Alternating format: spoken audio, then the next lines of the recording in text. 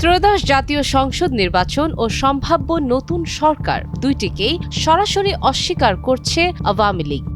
German গণমাধ্যম Deutsche ওয়েলেকে দেওয়া এক ভিডিও সাক্ষাৎকারে এমন অবস্থান তুলে ধরেছেন দলটির শীর্ষ নেতা ও হাসিনা পুত্র সজীব ওয়াজেদ জয়। নির্বাচনকে তিনি আখ্যা দিয়েছেন সম্পূর্ণ সাজানো নাটক হিসেবে।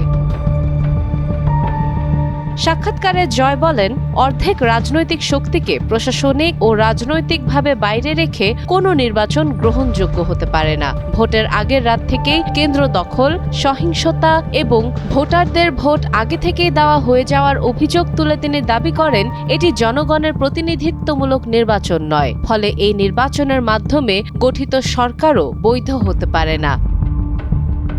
নির্বাচন কমিশনের সুষ্ঠু ও উৎসবমুখর ভোটের দাবি প্রত্যাখ্যান করে তিনি বলেন, বাস্তবে ভোটার উপস্থিতি ছিল অর্ধেকেরও কম।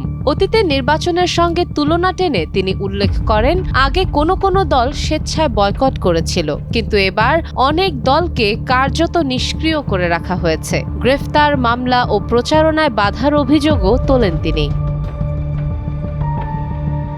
রাজনীতিতে নিজের ভবিষ্যৎ ভূমিকা নিয়েও কথা বলেন জয়। সরাসরি রাজনীতিতে নামার কোনো সিদ্ধান্ত তার নেই বলে জানান। তবে তিনি বলেন, বাংলাদেশ আওয়ামী লীগ ঐক্যবদ্ধ রয়েছে, যদিও দমন পীড়নের কারণে শীর্ষ নেতৃত্বের দেশে ফেরা কঠিন। নিরাপদ রাজনৈতিক পরিবেশ ছাড়া সক্রিয় রাজনীতি সম্ভব নয় বলেও মন্তব্য করেন তিনি।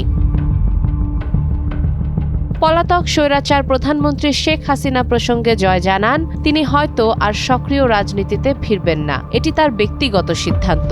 ক্ষমা প্রসঙ্গে নিরপেক্ষ বিচার ও দায়বদ্ধতার প্রশ্নও তোলেন তিনি। সাদিয়া ইসলাম, টাইমস টুডে।